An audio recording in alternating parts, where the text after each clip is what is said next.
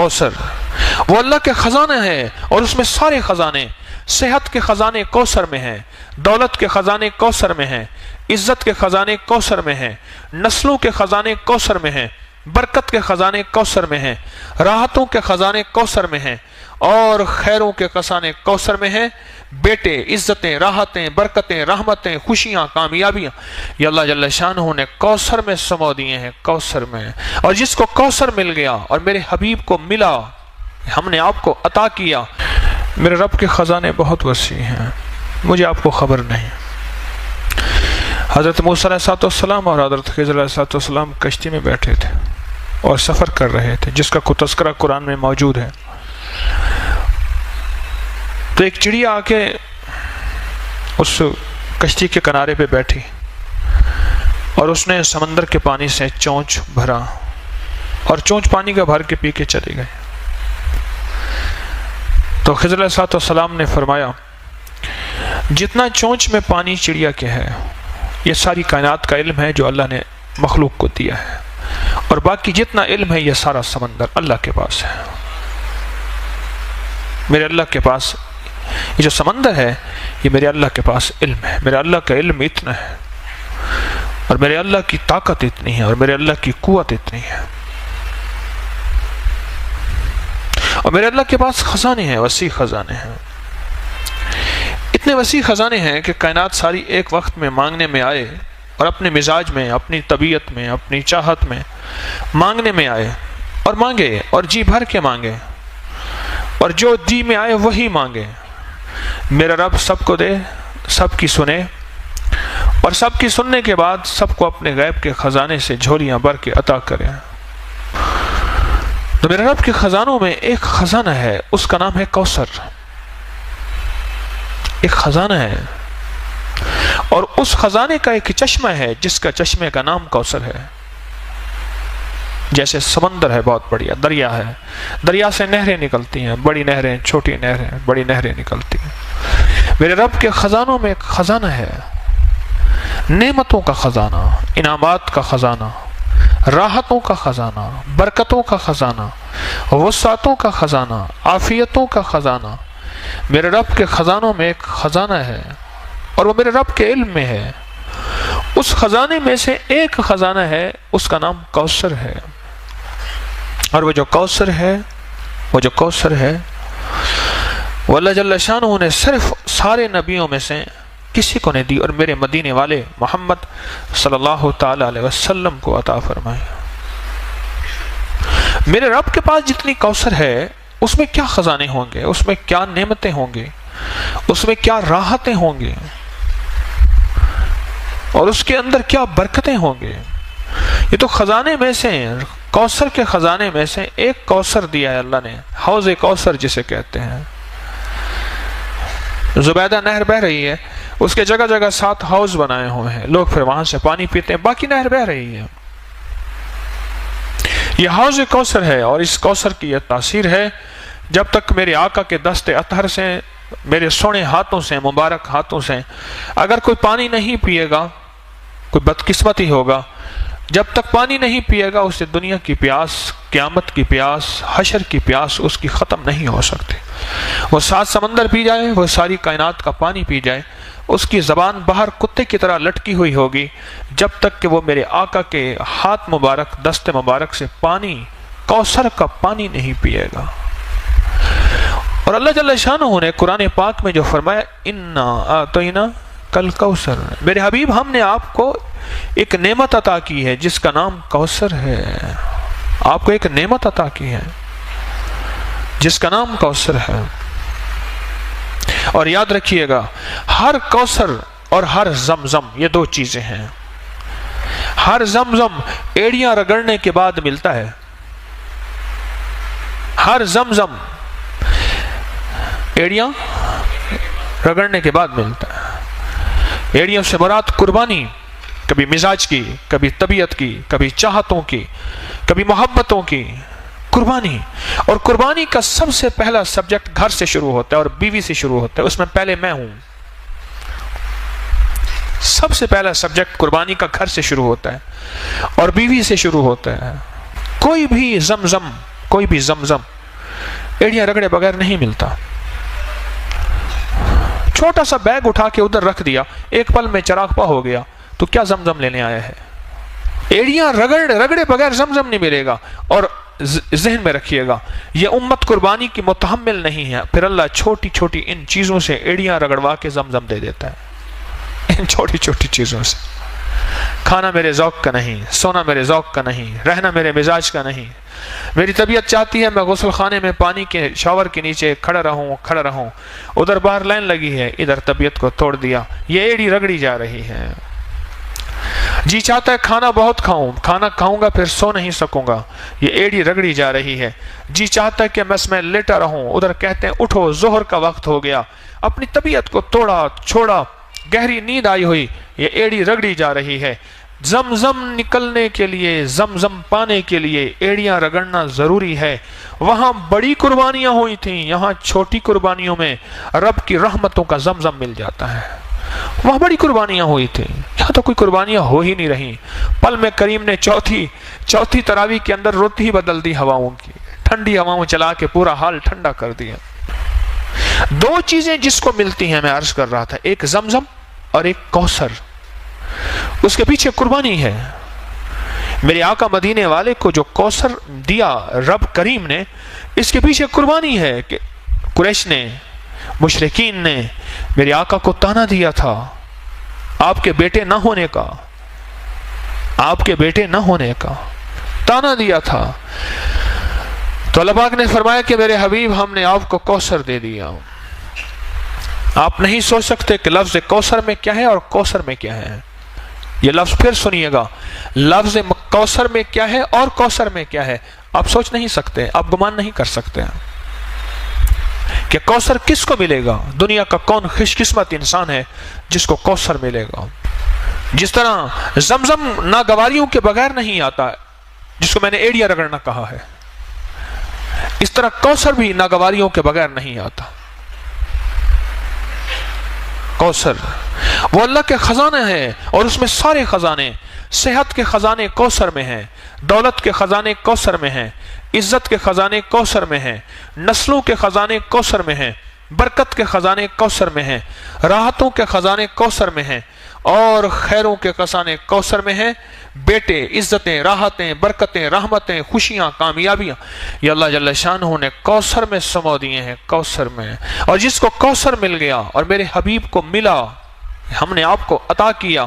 اور یاد رکھیے گا, جو میرے مدینے والے کی عطا ہے وہ امت تک چلے گی, کیونکہ سخی کے پاس عطا آئی ہے اور سخی چھپا کے نہیں رکھتا. میرے آقا مدینے والے سے بڑھ کے سخی کائنات میں کوئی نہیں ہے اور نہ ہوگا. سخی کے پاس عطا ہے, اور میرے مدینے والے کے اصحاب سخی, میرے مدینے والے کے اہل بیت سخی, اور میرے مدینے والے کے اولیاء صالحین ماننے والے سخی. یہ سخاوت چلے گی, کوثر کا فیض چلے گا ہر اس شخص کے پاس جس کے اندر کچھ خوبیاں ہوں گی, اللہ اس کو کوثر دے گا. ایک وہ شخص جو سخی ہوگا, رب اس سے کوثر کو دور نہیں کرے گا, سخی ہوگا. غریب ہو کے بھی سخی ہو, امیر ہو کے سخی ہونا بڑا مشکل ہوتا ہے. ضروری نہیں دولت کا تعلق سخاوت سے ہو. سخاوت دل کی کیفیتوں کا نام ہے, دولت سے نہیں ہے. جو غریب ہو کے بھی سخی ہو اس کو کوثر ملے گی. سنتے جائیے گا, جو غریب ہو کے بھی سخی ہو اور امیر ہو کے بھی سخی ہو, سخی کو کوثر ملے گا, ایک سخی کو ملے گا. اور دوسرا اس شخص کو کوثر ملے گا جس کا تعلق زبان کی مٹھاس کے ساتھ ہوگا. بد مزاج, بد زبان شخص کوثر سے محروم ہو جائے گا. اللہ یہ چیز پہلے مجھے عطا فرمائے, میں اس کا بہت زیادہ محتاج ہوں. بد مزاج, بد زبان شخص کوثر سے محروم ہو جائے گا. گالیاں دینے والا, بات بات پہ اللہ سے مانگا کریں, والا میری زبان سے گالیاں ختم کر دیں. اللہ مجھے جتنا غصہ آئے, اللہ میری زبان سے گالیاں ختم کر دیں. اللہ میری زبان کو گالیوں سے پاک کر دیں. بد مزاج, بات بات کے اوپر برہم ہونے والا, لڑنے والا, توڑ پھوڑ کر دینے والا, مارنے والا, کوثر سے محروم رہے گا۔ حلیم مزاج کوثر کو پائے گا، سخی کوثر کو پائے گا، حلیم کوثر کو پائے گا جس کے اندر حلم ہوگا، وہ کوثر کو پائے گا۔ میں اس کی وضاحت کرتا ہوں کہ کوثر کو کیسے پائے گا۔ اور تیسرا، معاف کرنے والا کوثر کو پائے گا۔ جو تجھے محروم کرے تو اسے عطا کر، جو تجھ پہ ظلم کرے تو اسے معاف کر۔ معاف کرنے والے کو رب کوثر عطا فرمائے گا۔ کتنے لوگ ایسے تھے، بہن بھائی آپس میں الجھے ہوئے تھے، میں نے کہا چھوڑ دے جائیداد، رشتہ نہ توڑ، رشتے کو بچا لے، جائیداد کا حصہ چھوڑ دے، زمین کا حصہ چھوڑ دے۔ میرے کہنے پہ چھوڑ دیا اس نے۔ کئی اتنے تھے جنہوں نے نہیں چھوڑا، ان کی اپنی مرضی ہے۔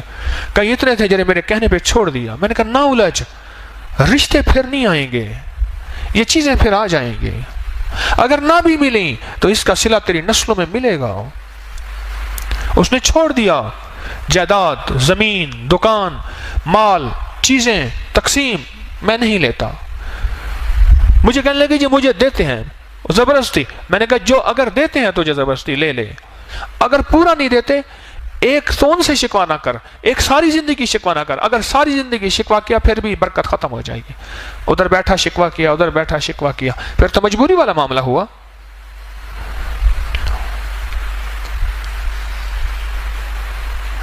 کوثر ملتا ہے، کوثر معاف کرنے والے کو کوثر ملتا ہے۔ کیا عجیب ہے نعمت، معاف کرنے والے کو رب کوثر دیتا ہے، رب کوثر دیتا ہے۔ جو سلام کو عام کرتا ہے رب اس کو کوثر دیتا ہے۔ چوتھی نعمت بتا رہا ہوں، یاد گن رہے ہیں جن کو کوثر مل رہا؟ پہلا کس کو ملے گا؟ سخی کو۔ دوسرا حلم، حلیم کو، حلم والے کو۔ تیسرا معاف کرنے والے کو۔ چوتھا سلام کو عام کرنے والے کو کوثر ملے گا، کوثر ملے۔ اور تیسرا پانچواں، پیٹھ پیچھے دعا دینے والے کو، کسی کے لیے دعا پیٹھ پیچھے اس کے لیے کر رہا، نہ جان نہ پہچان نہ جاننا، پیٹھ پیچھے دعا کرنے والا، اس کو کوثر ملے گا، اس کو کوثر ملے گا۔ اور چھٹا، اس کو کوثر ملے گا جو اللہ کے لیے کھلاتا ہے اور اللہ کے لیے پلاتا ہے اور اللہ کے لیے سلاتا ہے اور اللہ کے لیے جگہ دیتا ہے۔ اللہ کہتا ہے اس کو آؤ کوثر اس کے گھر میں، اس کی نسلوں میں بھر دو۔ اور کوثر کیا ملے گا اس کو بھی سن لیجئے، ہمیں کہ کوثر وہ خزانہ ہے جو اللہ کے عرش میں ہے، اور اس کا ایک حصہ حوض کوثر ہے۔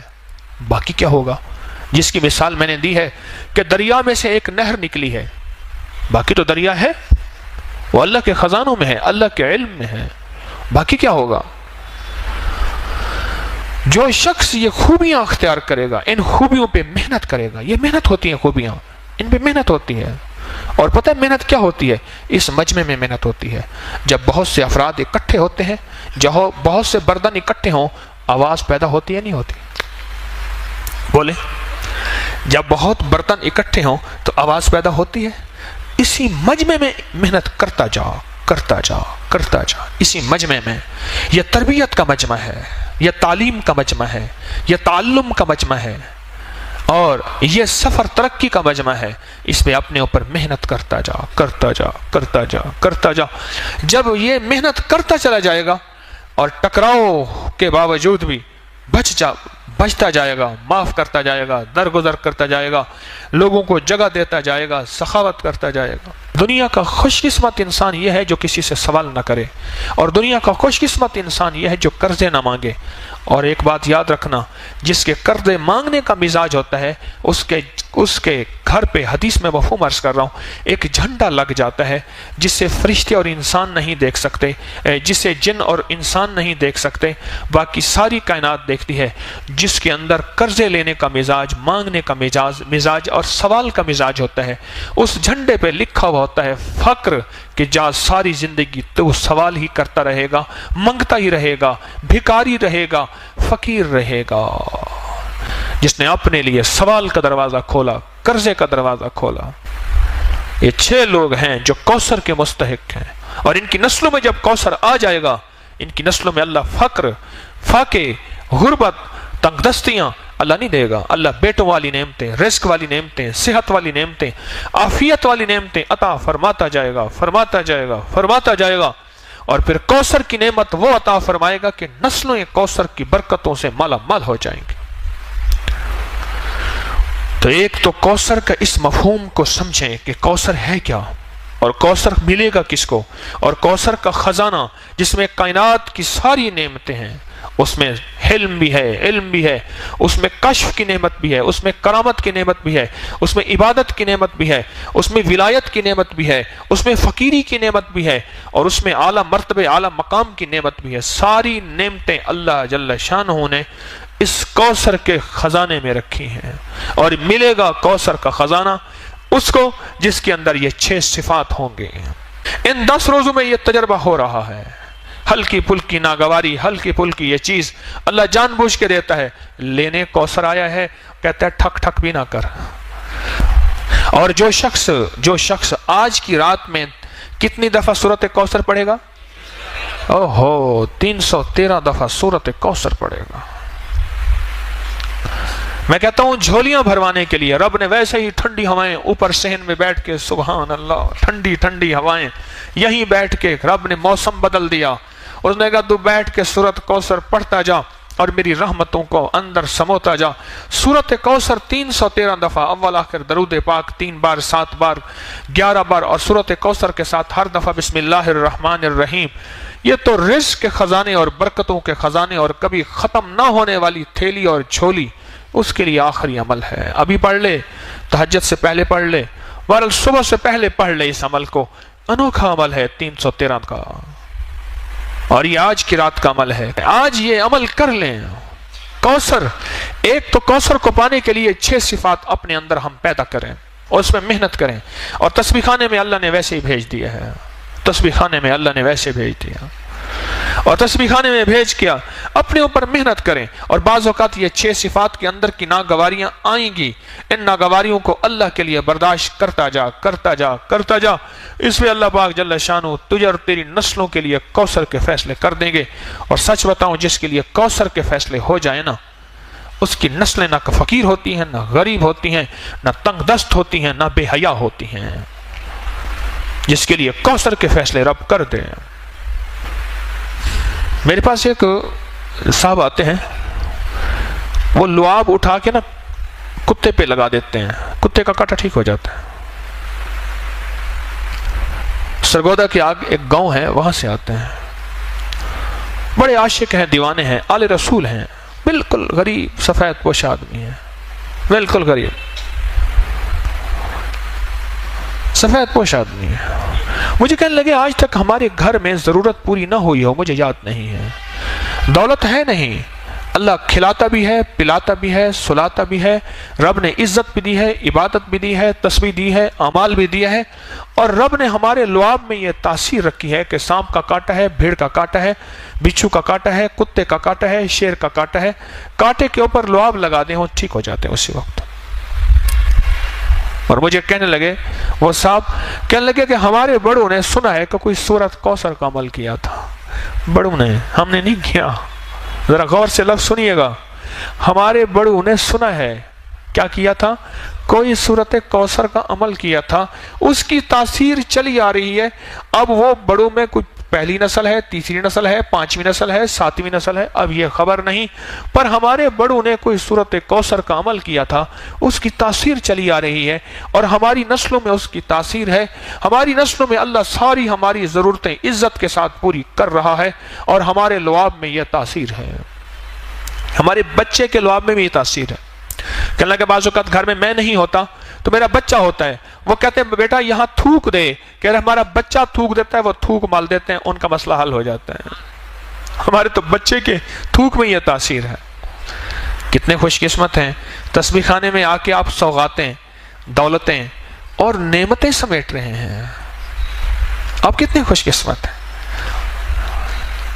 مجھے ایک بندہ کہنے لگا کہ میں نے کوئی پاکستان میں ایسی جگہ نہیں جہاں رمضان گزارنے کے چند دن نہ گزارے ہوں، کہنے لگے تسبیح خانے میں جب سے میں آیا ہوں اب یہاں سے جانے کو مجھے دل نہیں چاہتا، یہاں دل ایسا لگا، کہا کہ کھانے وہاں بہترین، ایئر کنڈیشن وہاں بہترین، مجھے نام بتائے نام نہیں لیتا، لیکن یہاں جو زندگی کا نظام آپ دے رہے ہیں یہ اور کہیں نہیں ہے۔ دن رات جھولیاں بھر رہے، دن رات سعادتیں مل رہی، دن رات عبادتیں مل رہی، دن رات راحتیں مل رہی، اور دن رات مدینے والے کا فیض، عشق اور محبتیں، آل و اصحاب کی نعمتیں یہ دن رات مل رہی۔ یہ میں نہیں کہتا کہیں نہیں ہوں گی، لیکن بہت کم ہیں۔ تبھی سورۃ کوثر آج اس کا موقع ہے۔ ایک تو ہم نے 6 صفات اپنے اندر پیدا کر کے، ان 6 چیزوں سے ہٹ کے بچ کے اپنے لیے سورۃ کوثر، اپنے لیے کوثر کے فیصلے کروانے ہیں، اور سورۃ کوثر آج پڑھنی ہے، اور اس تصور کے ساتھ کہ مولا اس کے اندر جو خزانے ہیں رزق کے، عزت کے، وسعت کے، برکت کے، راحت کے، صحت کے، خوشیوں کے، کامیابیوں کے، مولا ان خزانوں سے ہمیں بھی مستفید فرما دے۔ میرا اور میری نسلوں کا تصور کر لیں گے کہ آپ کی مہربانی ہوگی۔